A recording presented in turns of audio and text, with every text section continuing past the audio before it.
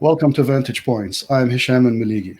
Today's episode is with 5 Muslim candidates in the state of California running for different offices. We're going to introduce them and learn about them, their background, what are they running for, and hopefully we'll have a good discussion with everybody. I want to welcome Faisal Qazi. Faisal is running for City Council in Fullerton, California. And I want to first introduce yourself briefly, and then we'll go to the other candidates as we go through. Go ahead, Faisal. Assalamu alaikum. My name is Faisal Qazi. I'm a neurologist here by profession in Southern California. I live in the city of Fullerton, where I've spent years of doing community service work, and now I finally decided to run for city council so I can scale up that same work and serve the community here on a larger scale. Excellent. Thank you very much. And next we have Aziz Akbari. Aziz, please introduce yourself. Assalamu alaikum. Thank you for having me. My name is Aziz Akbari. I currently serve as the Vice President of the Board of the Alameda County Water District based in Fremont, California. And this year in 2020, I'm going to be running for re-election to the district. Excellent. Thank you. And next we have Fatima Iqbal Zubair. Fatima, go ahead. You're muted, Fatima. Assalamu alaikum, everyone. Thanks for having me here. My name is Fatima Iqbal Zubair. I'm a public school teacher from Watts, an immigrant, and a mother to a son with special needs. And I'm looking, and if I win, I'd be the first Muslim and the first woman in the California State Legislature and the first woman to represent my district. So I'm happy to be here. Excellent. Thank you. And next we have Fauzia Rizvi. Go ahead, Fauzia. Assalamu alaikum, everyone. My name is Fauzia Rizvi, and I'm running for Western Municipal Water District Division 5 in Corona, California. I've lived in Corona, California for over 20 years with my family, and I'm a software engineer and a water specialist, and I own a small business. So this is my second time running, and I'm looking forward to having a great discussion here. Thank you. Awesome. Thank you, Fauzia. Last but not least, we have Farrah Khan. Go ahead, Farrah. Assalamu alaikum, everyone. Farrah Khan, currently a council member of the city of Irvine, and this election cycle I'm running for mayor, and there's just a lot to talk about, so thank you for this opportunity. Awesome. Okay. Welcome, everyone. And let's start by asking everybody, first of all, why did you decide to run? Whether this is your first time or when you started the first time to run, what is the reason that made you run for office? And let's start again with Faisal. Yeah, thanks for having us all. I mean, frankly, this is my first rodeo in a sense because I've never done anything like this before. Campaigning is a whole new learning curve. I'm in it really just because, I'm the kind of person who's always stepped up whenever I've seen a crisis or a situation that needed tackling in terms of solutions. I've stepped up. I've not sat idle. So we are going through a significant public health crisis, a very large-scale social transformation in the country, and all related to it, a economic crisis of Great Depression level. And I felt this is my calling to just jump in the race and offer formidable ideas so I can make our community better and come out of this as a more formidable and stronger city. Excellent. And Fatima? Yeah, I'm running for assembly for similar reasons. For me, it's an issue of morality and about having a spine when you have power in elected office. And frankly, the sitting incumbent who's been there 7 years has, just like this cycle, voted against pretty much every environmental justice bill, takes some of the highest in special interest money and just, that directly has affected his vote. As a teacher, I got to, go to my kids' homes in the projects. They didn't have clean water at school. Watts has this huge issue with clean water, as does Compton. We know there's severe educational inequities in California and just, environmental injustice happening in marginalized communities. And we have a housing crisis. And frankly, we have a legislature that's Democratic, yet we have the largest homeless crisis in the entire nation. And the last thing I want to mention is our increasing wealth gap and income inequality gap in California, which is also the largest in the nation. And so I'm going, I want to be there, to let more people run like me, more working class people, and to solve, to have my movement, not just me, but solve this issue and really, put the wealth in the hands of the middle class and the lower income. Very good. Thank you so much. And Farrah, you are currently running for mayor of Irvine, and you're in the city council. Right. So I first started running in 2016. That was my first time running. And it really was because I've been doing a lot of community work, worked for a nonprofit for a while, and found myself showing up at council meetings during public comments, speaking up on issues that I was hoping that our current leadership would be taking care of, but they weren't. And so when I did first run, it was quite an experience because, I got things like, maybe our city wasn't ready for so much diversity, meaning me running. And then even in the party, people said things like, with a name like mine, I was unelectable, which really drove me to run and make sure that we did have faces like ours and voices like ours, because it's so important to have a seat at the table when you're a little bit different. And right now, being Muslim, being South Asian, seems to be something that we all need to strive for when it comes to politics. It's so important for us to be able to open that door for the next generation. And so, even though I lost in 2016, I ran again in 2018 and came up first in votes out of 12 candidates. So it shows that you put a little effort into it, and if people know who you really are, they're going to vote for you. It doesn't matter what your name is. Very well. Thank you so much. We are having a little bit of a background issue, so I would ask everyone who's not talking to mute themselves until they get to talk. And next we have Fauzia. You are running for city council. That's no, I'm. Oh, I'm running- sorry. Yeah. Yes, Municipal Water District. Yes. Yes. So I first read in 2018, and my story is more or a lot like Farrah, because I run a small nonprofit here. I do a lot of community work, and I'm at the community, at the city council meeting, talking about my community, representing my community, and the idea is that, oh, if I can represent my community at the city council meeting, why can't I represent my community at a level where I can feel their issues, which I felt like it has not been heard by my council. So when I ran, I had the same thing that my consultant says, oh, with the thing on your head, with your name, change your name and you'll win.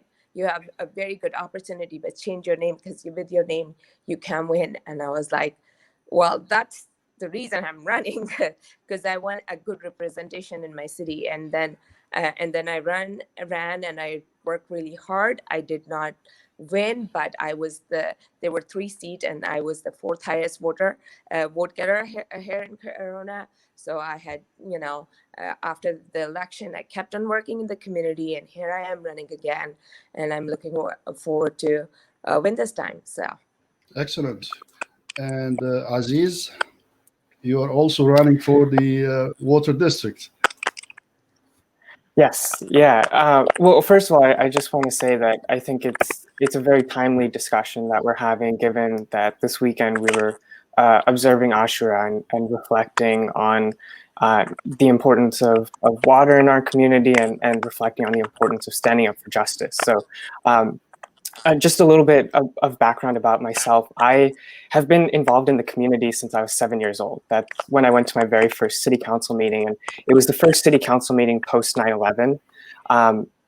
I didn't really, know what was going on, being that young, but I understood that I was part of an important moment of history in, that first meeting right after that tragedy. Since then, I stayed quite involved in my community. I've spent pretty much my entire adult life in some level of public service. I first ran for office when I was 18 years old. I ran for mayor of Fremont, California. I didn't win that election, but we set a really good precedent. I was then appointed to the Alameda County Consumer Affairs Commissioner at the age of 19. I spent 3 years in that position, and then I ran for the Alameda County Water District and was elected in 2016 at the age of 22. So at that time, I was actually the youngest Muslim American to be elected in the United States. That's a title which I no longer hold. Alhamdulillah, we've had a lot of younger folks who have been elected since then. But I've taken it as my personal responsibility in my area to ensure that we have safe, clean, and affordable water for generations to come. In some ways, I feel like I'm almost planning for my own retirement through the work that I'm doing. And it's incredibly exciting. It's an incredibly great opportunity for younger folks to get involved in the political process and to make sure our voices are heard and are respected. And I'm looking forward to continuing my service and running for re-election this year. Very good sentiment. Thank you, Aziz. So now, Farrah, can you tell us about Irvine and the makeup of Irvine and like the number of elected officials? Give us a background of Irvine. Sure. In Irvine, we have about a population of 280,000 people and about 135,000 voters. And right now, we have, demographically looking at it, we definitely have more Democrats in the city than we do Republicans, but we do have a large chunk of no party preference folks. And then ethnic-wise, it's basically 45% API, and the majority is Caucasian, and we have a little bit, maybe like 5% Hispanic and 1.2% of the Black community. And so, what's interesting about our city is that we have to run citywide elections, even for mayor, and it's not the easiest thing to do when you're trying to reach about 135 people that you want voting for you. And so it does become very costly. And then, of course, because it's such a huge area, we have a lot of outside players that take part into our elections. But I mean, the first time I ran in 2016, my opposition spent about $70,000 against my campaign, and I'd raised about $65,000.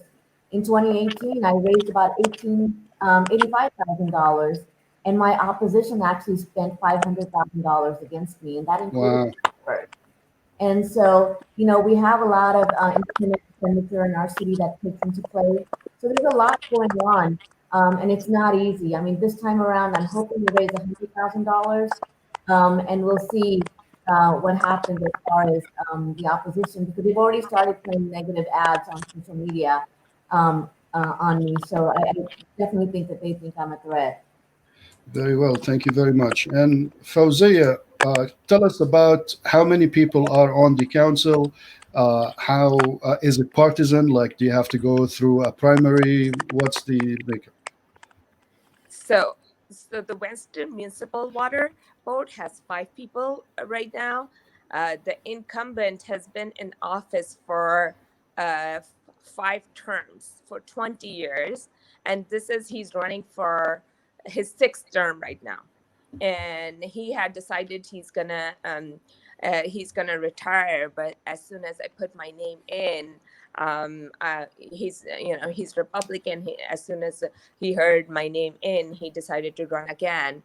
But I have the endorsement from all my city council my current city council members, firefighters, and a lot of community members, because I've been working in the community. So I'm ready to work. It is it's a citywide election. Actually, it's a little bit more, because we have a little bit part of Riverside, California, a little part extra parts of 2 more cities. So it's a larger district. My win number, as you say, the votes I need to win 51%, it's going to be around 30,000 votes. So I have a huge area to cover. So I'm just working social media. Fundraising wise, it's been tough due to COVID. Last raise, I was able to raise $65,000, which I was overspent by $150,000 for the the person won. This time, my for the water district, it's not as expensive, but I still have my goal is 40,000, and I'm working towards it. It's excellent. And Fatima, tell us about your district and the makeup and your chances, and if it's partisan. And Yeah, happy to do that. So in California, the assembly races are a jungle primary system. So top two candidates, regardless of party, go on. So that's why I'm in the general election. I was in second. I got about 34% of the vote against the sitting incumbent. That was actually his biggest challenge since the seat was open. Prophet Walker gave him his last biggest challenge, and we actually got more votes than him. That was actually done without a single mailer. It was all direct voter contact. We were largely outraised. I'm running against the second biggest corporate incumbent in the entire legislature. He's the most that he actually receives most in bribes and gifts in the entire legislature as well. So I was really proud of that. And now our district is pretty big. It's about 500,000 people. It's about 260,000 registered voters. Our win number is around 70 to 80,000. So it's a lot of people to reach. I worked as a public school teacher, and but the community I worked in, wasn't initially the entire district. So it's a lot of people that I need to reach, which is why, the fundraising for this is so important, to make sure we get out some mailers, continue with phone banking efforts, which do cost money. Ideally, we want to raise 600,000. I'm about like a little over a third of the way there, so we have a long way to go. That's our ideal budget, and so my opponent is about $1 million in the primary, so I don't know what he's going to spend against, what he's going to use in the general. But inshallah, what we're hopeful at is that when we're doing phone-making efforts, our message is really resonating with whoever we reach. It's not very hard to convince a voter to, get on our side because there's just so much baggage that the incumbent has in terms of his votes and his corruption. So that's the good news. And if we raise the money, inshallah, we will be able to get our message out to enough people in time. excellent. Thank you very much. And Dr. Faisal Qazi, you're a neurologist. Did I hear that correct?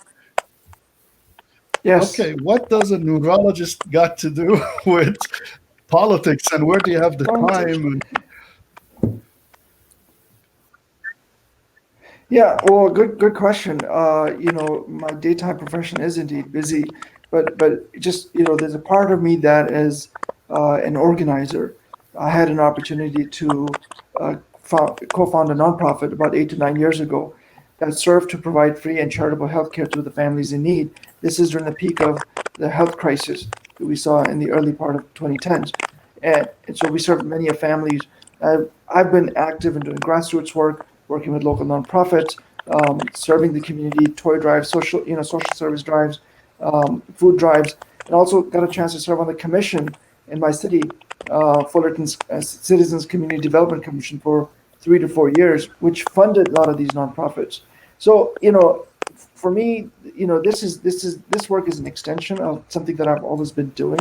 So time, of course, is a kind of luxury that is ideally well spent, and to me, this is going to be definitely well spent. The good thing about my background support is that my healthcare business itself has grown by leaps and bounds, and I have a lot of support from my other colleagues and fellow neurologists. So it does give me a little bit more time to now feel comfortable that overall the practice is in good hands.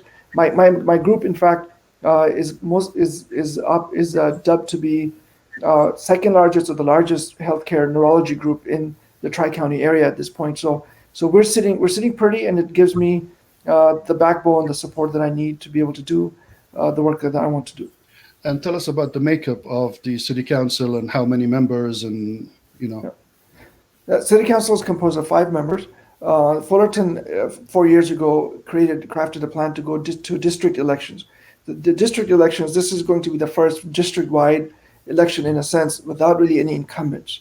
The 3 districts are up around this cycle. Only my district has more than 2 candidates. In fact, my district has 4 candidates. I'm one of the last ones to enter the race. Again, because I'm, not only personally driven by the crises at hand, but the thing is that so much of 2020 has changed, right? I mean, the 2020 America is no longer what the 2019 America used to be. So our communities have felt that impact. There's an evolution and change within our midst in our neighborhoods that I felt like needed addressing. So that's the makeup of the district. My district, where I am, tends to be older, a little more conservative, politically speaking. But there's 4 of us in the race. Right. Thank you very much. And Aziz, also, how many members on the council or the district, and how many people vote? And give us an idea about that. Yeah, so just to give you a little bit of an idea of the district itself, we cover Fremont, Newark, and Union City, which are contiguous cities within the Bay Area of California. We cover about 357,000 residents. We deliver about 13.6 billion gallons of water on an annual basis and have a budget over $100 million. So it's a really, really large district and a big responsibility. Looking at the race right now, there's 5 candidates for 3 open seats. There's 2 incumbents. There's one former incumbent, the guy who I actually knocked off to earn my seat on the board, is running to try to win his seat back, and then there's another community member who's running. I think our chances are actually pretty good. We've locked up every major endorsement in our race, everything from Congress all the way down to your local city council members. So we have a strong base of support. Generally in our district, we have to reach out to about 175,000 voters. We run a pretty lean and very capital efficient campaign. We can do voter outreach to all the voters in our district for about $30,000 to $35,000, which compared to some of the other candidacies in our district, where you're seeing folks with 6-figure runs, we're able to just reach our voters and reach our voter base and communicate a very effective message in a much more capitally efficient way. So we're quite proud of the campaign that we're running. We have a track record of success, and we're looking to build upon that. Thank you, Aziz. Fauzia, the people don't think much about a water district or a water council. Why is that position important? You know, civilizations have fought wars for water. So, you know, I know a lot of people think as long as the water is coming from tap, it's all okay. But, you know, the process, the amount of work that's needed to get them to this water is very important work. And I do believe that we need to have education in our communities about water, especially the disadvantaged communities. We need to be out there taking a message of the importance of water, what is needed to get the water to them, and how we can serve as elected officials to be able to, you know, to bring, you know, take this message to them. So it's very, very important. Very good, thank you. And back to Aziz for a second about also the water issue. Why is it an elected position? Why is it not just a board, just like appointed by the mayor or whoever appointing council? Yeah, well, so for a few reasons. The first being that we transcend city boundaries. So we cover multiple cities. So there's not a single city council that should have undue influence over our decisions. The second thing is that, you know, because of the universality of water, we don't want to see, we don't want to be in a position where access to water is guarded by a private entity. So we don't want to see the privatization of our water resources here in the Bay Area. We want to make sure that it's held in a public, in essentially public trust through this public agency in this case, and we want to hold our leaders accountable. So yeah, look, any decision we make at the water district regarding infrastructure lasts about 50 to 75 years. We're not talking about small decisions here. We need to make sure that those decisions are being made by people who can be held accountable to the voters and just to the public in general. At our district, for instance, we in 2019 won the District of Distinction Award from the California Special Districts Association. That's the highest level award that a district can earn who is committed to transparency. And that's something that I've made a point in my career to always fight for, and something that we've proven at the district through the work that we do, that we are dedicated to making sure that we maintain this access to water for generations to come, and that we are being held accountable ourselves for every decision that we make as it relates to the environment, to affordability, to infrastructure, and so much more. Thank you, Aziz. And Farrah Khan, tell me why your position is important. Unmute yourself, by the way.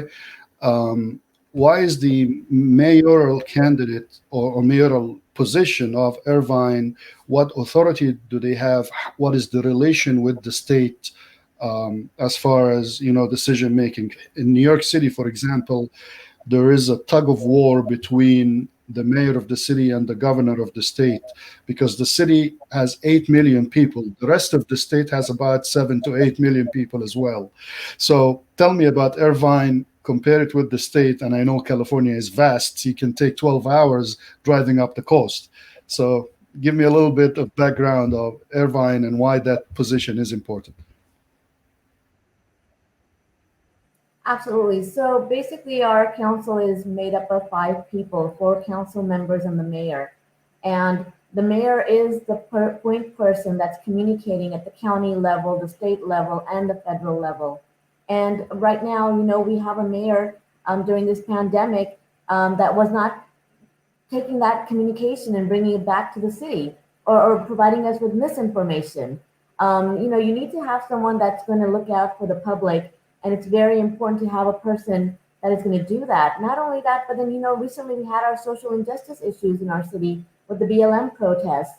And we had a mayor that basically told people if they were not happy with the way the city was run, or her city was run, and how stellar her police department was, then they could find another city to live in. That should not be the messaging coming from an elected mayor. At the same time, while students and others were feeling the economic crisis from the pandemic, unable to pay their rent, she was out there making statements that people need to go find a job at Amazon. It makes a huge difference when you're the voice of the entire council and saying things like this and unable to share information that's coming down the pipeline to help make your city better, to protect people during this health crisis. It becomes a major issue. And she's been in office for over 20 years now. We just started our term limits in 2014, and she kind of got grandfathered in. And so she's really not in touch with what Irvine is today. She first got elected in 1992, and there's been a lot of changes. It's become a lot more diverse, and it's really difficult when you as a council member are the one that is kind of pushing things forward. Like when nationally we were hearing the coronavirus being called the Chinese virus, we saw hate incidents increase in our city against the Chinese and Asian American communities. And that's where I had to step up and make sure that I brought forward a resolution supporting our community members and standing up against hate. The same thing with the BLM protests. I mean, she was out there saying that these were paid agitators coming into our city, when at the protest, these were our community members. These were families with kids. And for me, the right type of leadership would have taken action for it. And there was no action coming from her office. And so I had to set aside some time and meet with the Black and African American community members in our city and hold roundtable discussions with them. And the first one we did with our police chief and our assistant police chief to go over some of the issues that they were facing and how we can make life better for them here. And it was really good because we were building bridges at the time. Instead of dividing a community during any time of unrest, it's very important for us to hear them out and start building those bridges. And it was simple things like making sure that we had body cams for our officers, and even joining forces with UCI's African American Studies program to bring in a speaker series for our officers so that they understood exactly what type of trauma people were facing when they were getting pulled over and how to handle it better. And so these type of things you want coming from your leadership so that the rest of the council feels like they're on par. But right now we just feel very divided because we just have a mayor that doesn't understand our city. Very good. Thank you so much. And Faisal, you're running for city council. The city where you're in, tell us more about it. What are your chances and what do you need? Basically, I mean, any candidate needs money, donations for running the campaign, needs volunteers to run the campaign and extend the message. Are you getting enough of that, especially from the Muslim community? Yeah, thank you for the question, Hisham. So Fullerton is a mid-sized city. It's the sixth largest city in Orange County and 41st largest city in California, with about 145,000 of population. It has its own police force. It has its own, fire department. It has a thriving mine pa downtown. It has the most popular train station with a transportation corridor, but it is dealing with some of the same issues that a lot of the other cities are dealing with. That is perpetual, looking at years to come of perpetual deficits due to this economic crisis. Our road and infrastructure in terms of water mains and pipes have deteriorated over the years. Now we're worried that they will reach a point of no repair. It's an older city than Irvine, for example. We have obviously a public health issue with an economic crisis. We have a high number of injuries from elderly in our hospitals. It's still one of the higher opioid crisis-related addiction rates or admission rates in our hospital. Adolescent mental health are issues here. So I'm addressing those really platform issues with both focus on infrastructure development, economic recovery, and public health, which is one of the hats I wear, and I can comfortably, discuss all those in one breath. And I find that those interrelated issues. As a campaign, I do have we do have four candidates. It is I one of the last people to come in the race. I think my campaign is formidable. I'm considered at this point top two candidates in the race within a short period of time. The momentum is building up. Money does help, but just like Farrah said, there's in a city council race there should be a responsible point of not spending so much money that you don't want your city and district races to start turning into the kind of monies that assembly races spend.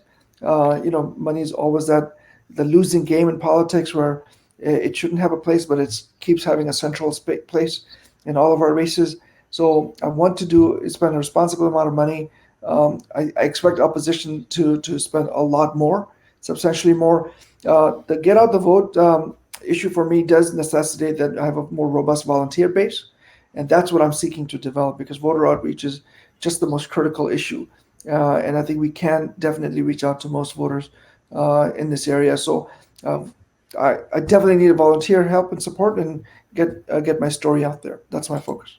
Excellent, thank you. And Fatima, you're the one who's running for a state office. Tell us about the makeup of the state legislature on both sides, and give us a background on how the state works.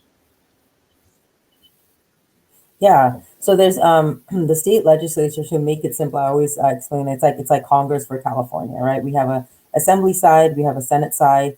The districts are a little smaller than the congressional districts that our representatives would go to Congress. So there's 80 assembly districts particularly. So I'm running in District 64. A lot of people know local races, city races, and they know congressional races because that's usually covered. But state assembly is not heard about a lot, but they actually have a lot of power, particularly on three particular issues, which is housing, education, and the environment. So over 95% of education funding is actually at the state level. So regardless of who we have in the White House, Betsy DeVos, we could control a lot in terms of us, really fully resourcing and funding and put, our public education system. Right now, we are repeatedly, California has been one of the lowest in per pupil funding. As a public school teacher, I'll only be the third K through 12 teacher in the assembly, and I think that gives me a unique perspective on a direct experience on what students have actually experienced in Watts, which is one of the most marginalized areas in LA County and in California. In terms of the environment, I just want to point out that while we have a blue legislature, we've increased fracking permits during COVID to 40. We have false policies like cap and trade, which aren't really, giving California the urgency it needs to address the climate crisis. That's one of my main frustrations. And then you have someone like my opponent who's directly voting against environmental justice. And, I want to, shout out the candidates on here running on the water board, because this is a huge issue in my district right now with SB 625, a bill up there where they're attempting to privatize our water. And, as was mentioned by our candidates, that's never a good idea. And so I'm really running to work with local officials like all of you here, because I really think that's what's missing as Farrah mentioned, like we need this communication between all levels in office and to really get things done. And right now at the assembly level, I feel like that's not being done by my opponent. He simply isn't communicating with local officials, with those in the water board. And if he is, he cares more about his political relationships than he does about clean water for his constituents, for example. The other majors is housing. We've increased, homelessness in the state by 14%. I want everyone to think for a second that we have the most wealth of any state in the nation, just for perspective, but we have the worst homeless crisis, right? Something is deeply wrong here, and this is happening in marginalized communities. Something else I want to talk about at the state level is during COVID, we are seeing our billionaires and our corporations getting extremely wealthy and profiting off this crisis, and while we're seeing, more people losing their jobs and getting homeless. And frankly, I believe what we're seeing from the state legislature are not, actual, are not actual, solutions. And the solutions we are seeing during COVID are reactive, right? Like Project Operation Room Key, which was attempting to house individuals, in hotels, but is keeping out COVID positive patients, for example. Some of the things I want to fight for, at the state level has to do with a new deal for education, really stop the privatization of education, which is, charter school money, private school money is a big issue. And I want to really stop that. I want to make sure our public schools, are taken care of. And another thing is I really believe in a Green New Deal for California that includes clean water, but it includes access to clean food. It includes, clean air. It includes really working with the best environmental experts and urban developers in the state to really, connect sustainable housing to how we can really transform our grid in California. Also, at the state level, we could talk about a decarceration budget. We still spend too much on prisons and incarceration. As I mentioned, education, where the lowest and poor people funding. We also don't spend enough on housing and healthcare and mental health services and social services. So I really want to expand our healthcare as well, expand Medi-Cal.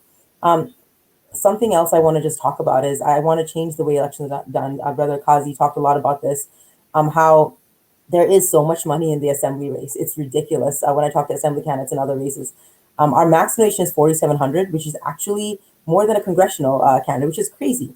There's a lot of big business, that has more influence than the people at the state assembly. So what I want to do is also close the tax loopholes and end tax expenditures to our billionaires and corporations in the state. Right now, we have a progressive tax code, but the money's going right back into their pocket. We need to get that money, into our public funds so we can put it into the middle class and into the lower income. I also want to pass publicly funded elections. I want to make sure my students can run for office one day and it's not going to be held back, just because they're first generation college students. I want to also pass ranked choice voting. Our state went to Bernie Sanders, right now, our policies don't reflect those progressive policies that are really people centered and not profit driven. So that's something I wanted to mention as well. I want to really use those policies to expand democracy in our state. So Fatma, you mentioned, what is the percentage of spending on education you mentioned? Yeah, so I believe this year we're about 46 still in per pupil funding. Mm-hmm. And the rest comes from the federal government? Yes, so it's actually like less than 5% that is like Title I and federal government funding. A lot of the funding is from the state government, which means that if we really need to invest more in our students, right? We are investing still way more in caging up our children in policing than we are in schools and social services. For example, a lot of schools in my district, I didn't talk about the makeup of my district a lot, but it's 90% people of color, fifth lowest median income, mainly Latino immigrant population. I mean, we have only half of our population, our entire district, which I live in, obviously, have high school degrees and 11.7% have college degrees. We have a quarter of the refineries of California in our district. We have unclean water issues all over our district and marginalized communities in California, for that matter. So it's really important that we look at when we have lower funding. This is the story of California, and this is the truth. When there's lower funding in education and all these other issues, even environmental issues, honestly, wealthier communities, even upper middle class communities, don't suffer a lot, because in terms of education, the parents can put money into these ed funds that can really fund, their schools. Our district doesn't have that. It's hard for a kid. I started a robotics team at Watts to even pay $30 for a team shirt, right? Because parents are trying to put kids on the table. Put food on the table, sorry. So it's really, really important that the state, creates a social safety net so that, education is the great equalizer, so that we have environmental justice, for our marginalized communities, so that we have housing justice for our marginalized communities, because these are the communities that are really being held behind when the state doesn't step up. And we have power to do that through our budget. And you're a teacher by training and profession, right? Yes. So you have the background and understanding of the system in and out. Mm-hmm. So Yeah. excellent. So, okay, I want to bring everybody up here and ask you first, show of hands, who went through a primary or will go through a primary? Anyone? Okay. Okay. So Fatma, okay, you already went through a primary? Okay. Tell me about that experience. Yeah. So I was lucky in my primary. There was actually initially 3 people in my race. He was actually a younger person. As a teacher, I'm always encouraging young people to run. Because of this issue of money in politics, he wasn't able to get on the ballot. So by the time the primary hit, it was only me and the incumbent, which was great. And so I was guaranteed to go on. I was hoping to get over 30% though, so I'm not so far behind, and that's what I got. So yeah, that's a little bit about it. That's awesome. Okay. So also, regarding the funding of the elections, of course, there are limits to funding, and limits actually to. Let me backtrack to that first. I ran for office in New York City in 2013. The office is New York City Comptroller. I had to collect 3,750 legible signatures from registered voters across the city in order to be on the ballot. Most candidates never make it on the ballot just because of the signatures. Tell me what you had to go through in order to be on the ballot. Let's start with Farrah. So it wasn't so bad in our city. I think 30 signatures is all we 30. needed. And I will move to Irvine tomorrow.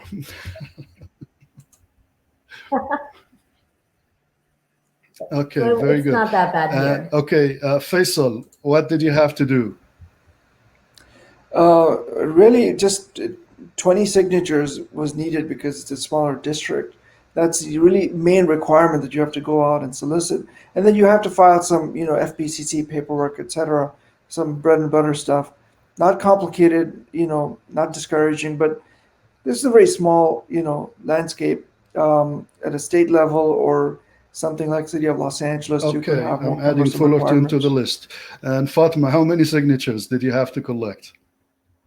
Well, I feel so embarrassed to say this was so long ago for me that I actually forget the exact number of signatures. I remember we got about 800 or so. So I don't remember the exact number. I think it might be about maybe over 2,000, but don't quote me on that. I'll have to get back. It's this very precise number. Okay. But I had to pay the remaining because it was a lot to get at the time. Yeah. You had to pay for people to collect signatures. Yes, and I also want to point out one thing. To even get my ballot statement on the ballot cost me $10,000 in the primary and $11,000 for the general, which is ridiculous. This is a book that every voter gets, and it should be free and paid by the county or by the state, but it's not.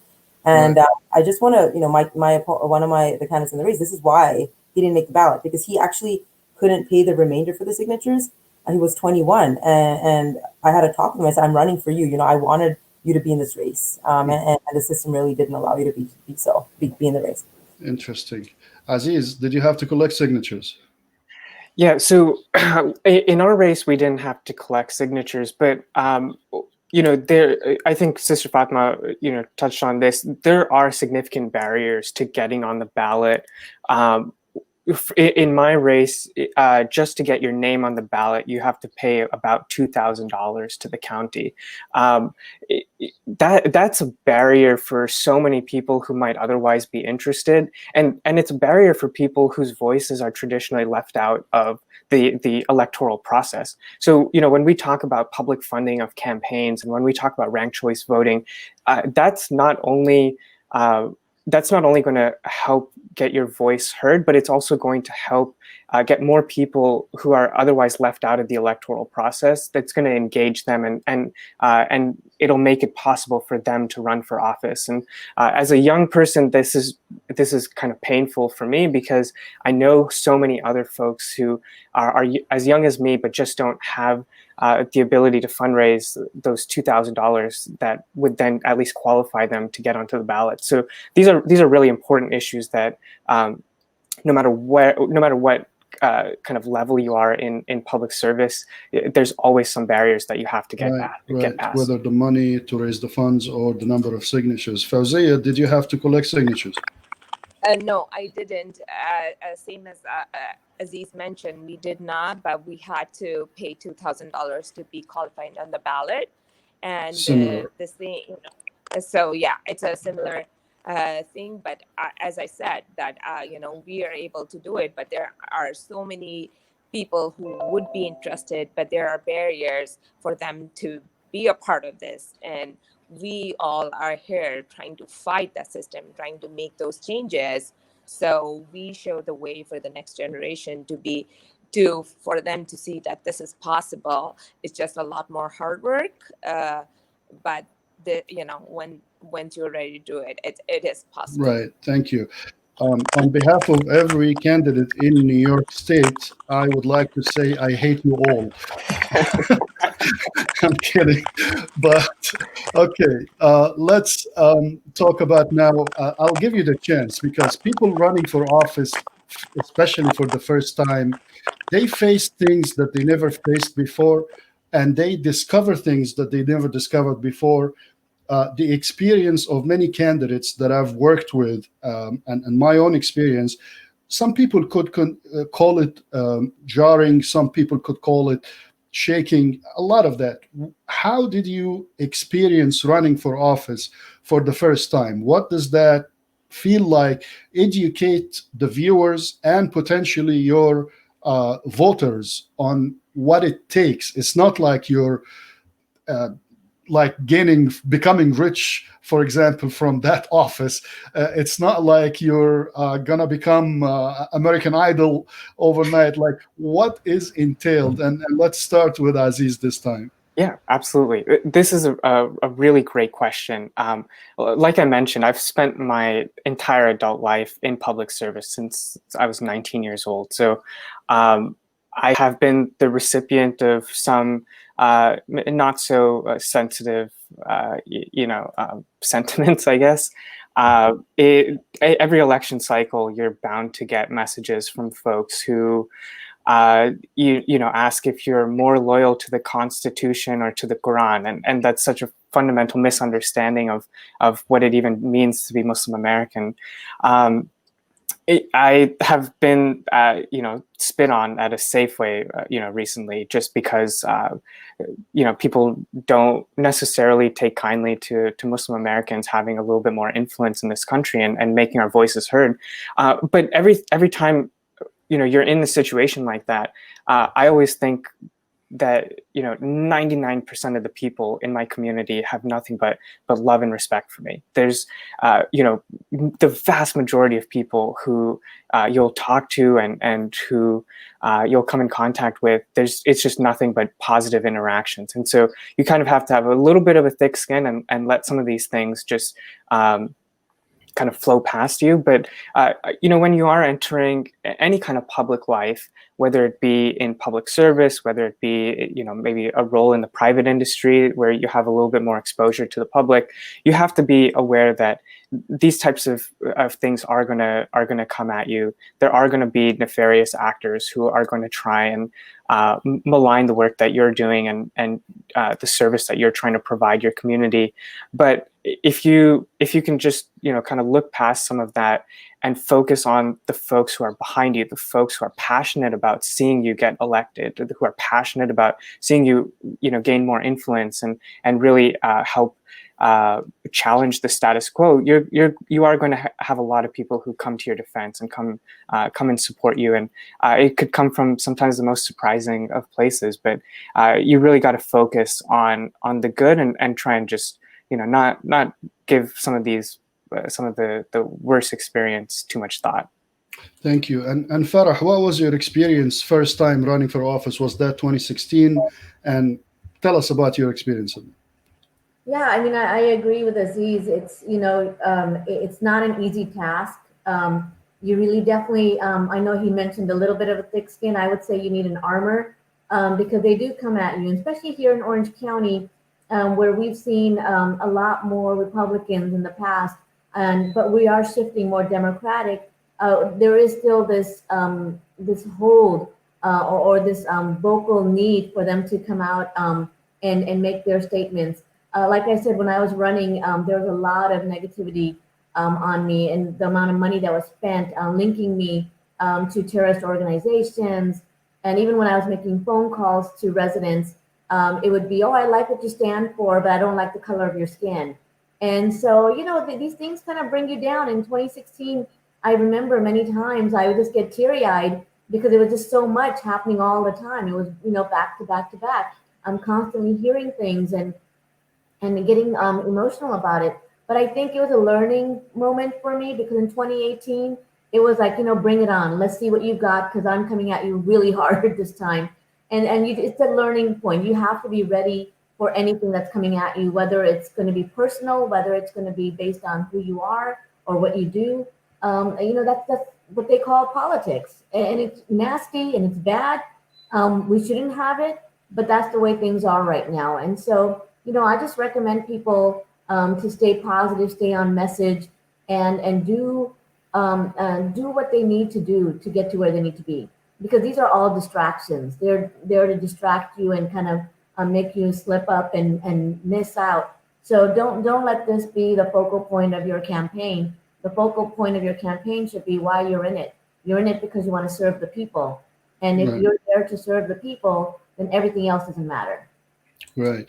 I'm going to interrupt the cycle for a second because you mentioned, Farrah, how they tried to link you somehow to terrorist organization. And when I ran in 2016, I won within the party against the preferred candidate of Roger Stone. Roger Stone, the Trump advisor and trickster.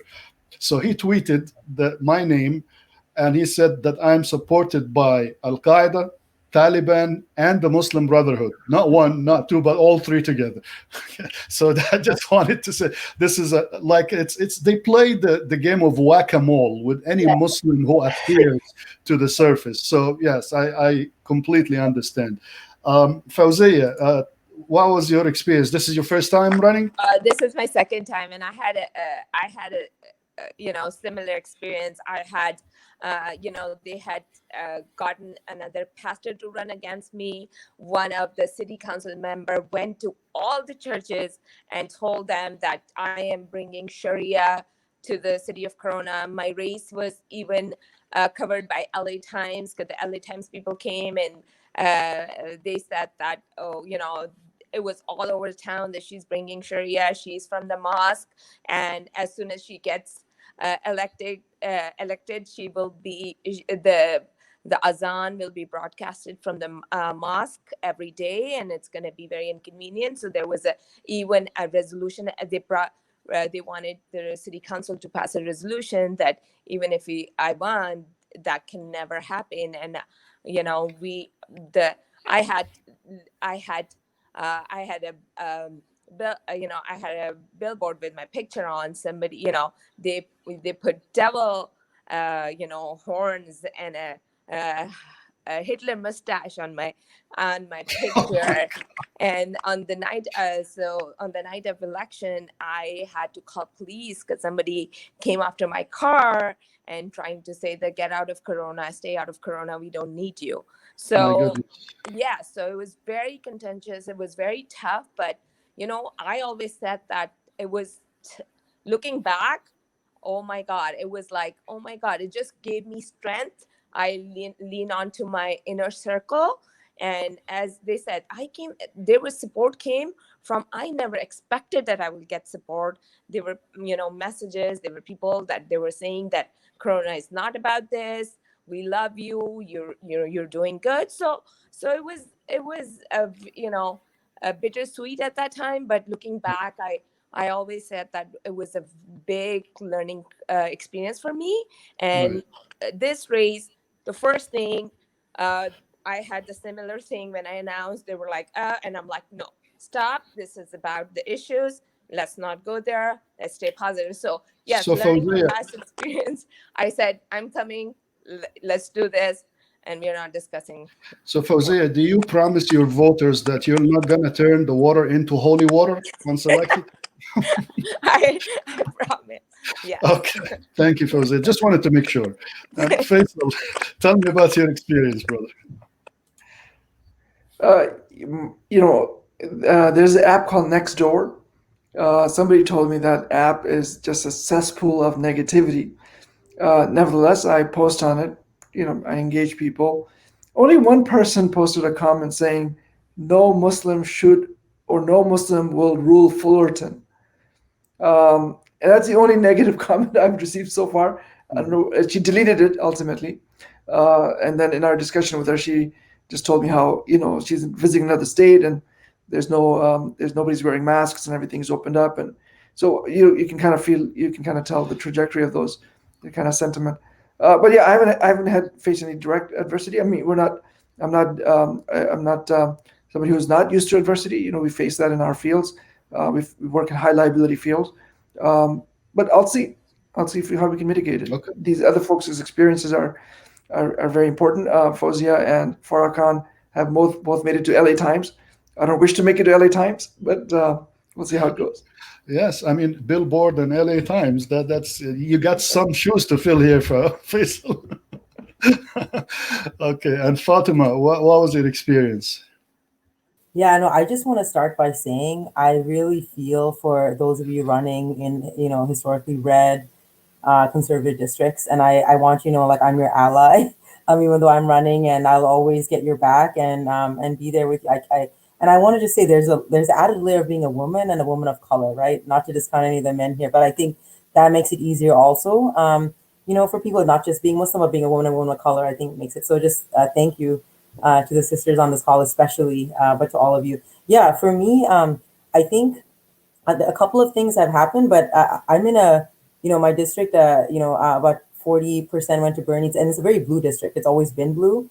So thankfully, for the most part, when I remember when I was knocking on doors, I think like one or two people closed the door in my face and said, "You're Muslim," and didn't even hear me. But for the most part, it hasn't been an issue. The only thing was when I think I've had social media comments has been the gist of it. And it's very similar, like she's going to pass Sharia law, get out of this country, like that kind of thing.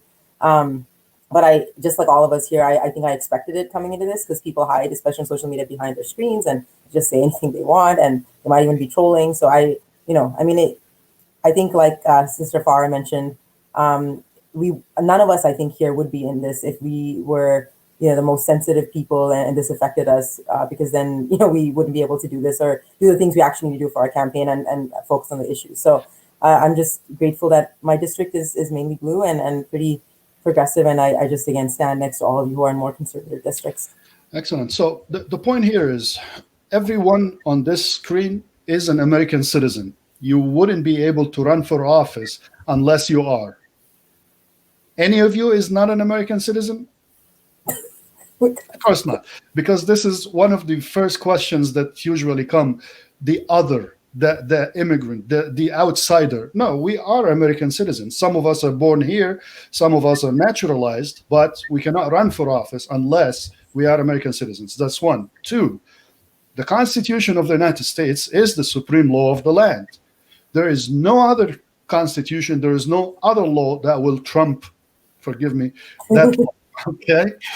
So we are all abiding by, in order to be able to run for office and be elected for office in the United States, we have to abide by and accept that the Constitution is the supreme law of the land. So any of you consider any other law more supreme? I mean, you can't be even elected if that's the case. Number three, I want to give you all, in the last remaining 2 minutes, each one, give me 30 seconds, final closing thoughts, and call on volunteers, on donors, and on voters. What do you want from now until November? Start with Faisal this time. Thank you, Hisham, for hosting us. Just want to say, that we need your moral support. We need your social support. Check out our website. Spread the word to in your circles to the extent you can. My website is www.votedrqazi.com. Again, votedrqazi.com. Volunteerism and funds are critical. So anybody these days can volunteer from any part of the country, technically, because a lot of it is done, virtually now. So please keep us in your prayers, keep us in your mind. If you have time to give, money to give, we're all here. drqazi.com. Thank you. Vote. And vote drqazi.com. Thank you very much, Faisal. Aziz.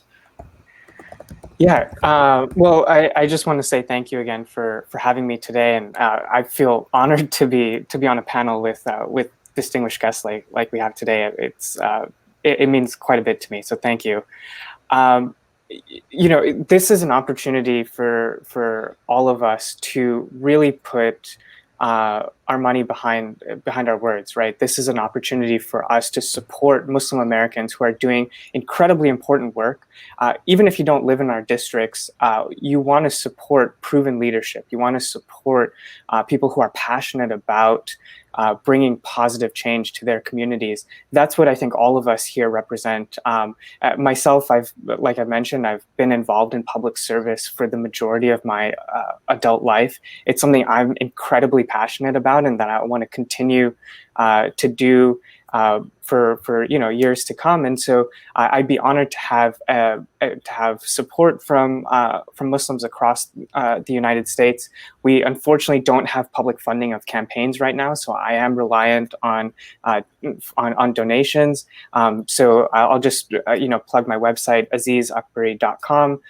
It'd be great to get some financial support, and that'll go a long way for our campaign. And we've made the most progressive pledge out there. We don't take money from political action committees of any sort. We don't take money from lobbyists, and we don't take money from special interest groups. And I've turned down money on many occasions, most recently yesterday. But we're really proud of the pledge we've made, and so we're running the cleanest campaign that we can. Thank you so much, Aziz. And it's azizakbari.com. Yes. And Fauzia. So, as you all know, elections are very expensive. Until we have the public funding for election, we are all dependent on your donations, your dollar, and your time. And time is very important for everyone. So I would ask for donations or volunteer time. My website is Fauzia for wmwd.com, and I look forward to hearing from you. Please remember us in your prayers. Think about us, and we get the positive vibes when you guys are there supporting us. And I really would like to thank you for hosting us and having this great discussion. And I want to reach out to Aziz and kind of get some pointers and discuss some water issues with him later on. So thank you for connecting us. Thank you very much. And I will put all the websites and contacts in the credits of the video, so everybody will be able to have them. Farrah, closing thoughts, please. Absolutely. I think, this election in our city is so crucial. We're the third largest city in Orange County, and leadership matters. Our city deserves better. So I agree with what people have said before. Even though we don't like to have so much money involved in politics, it is necessary. Reaching out to all the voters, the mailers, especially during this pandemic, because we can't be out in the field doing regular field work. We do have to depend more on the mailers, the social media ads, the phone banking, the text banking. So volunteers are definitely needed. Your money is needed as well. For us in our city, we have contribution limits. So I can't take any more than $530 per person. So it really limits the amount of people, that I can reach out to for money, and I have to expand that as much as possible. So my website is farrahforirvine.com. You can get information about me there, sign up to be a volunteer, get our newsletter, and donate as well. So thank you so much for having me. Thank you so much, Farrah. And last but not least, Fatima Iqbal Zubair, running for Assembly District 64. Yeah, thank you so much for having us here. Really honored to be these wonderful guests who are great community leaders. It's such a privilege to be here with all of you. And yeah, I will just say, just like Aziz, I've also taken every pledge there is out there to run as moral and transparent and accountable a campaign as I can. I've taken the no cop money pledge. I've taken the no fossil fuel money pledge. I've taken the homes guarantee pledge, so I don't get money from real estate or any real estate or developers. So we're obviously just getting money from individuals, and my website. I'll share my website. I'll share what we need. So my website is www.fatima4assembly.com. It's the word for, not the number four, so fatima4assembly.com. As everyone's already mentioned, because of COVID, the race has actually become more expensive, right? Because door knocking would have been volunteers and free, but phone banks actually cost a lot of money. Text banking costs money. Mailers, each of my mailers costs about $30,000 because my district is so big. And so, yes, and any donation helps, big or small. It all helps. And then sign up to volunteer. All of that can be done on my website. Also follow us on our social media as well. And I just wanted to mention also representation is really important. As I mentioned, I'd be the first Muslim in the state with the most Muslims ever elected to state legislature in California. I'd be the first Sri Lankan. I'd also be the first woman to ever represent my district in assembly history. So I really think it's important we have representation there so we can get more people that look like me and, like my students in Watts, right, elected one day. We need to really change the system and make sure it looks like all of us. So please volunteer, please donate to make that happen, inshallah. Thank you. Thank you very much, Fatima. And I would like to thank all my guests today, 5 Muslim candidates running in the state of California in different offices. This concludes this episode. Join us next time. There are hashtags and there is a hashtag. This is the hashtag. Take care, America.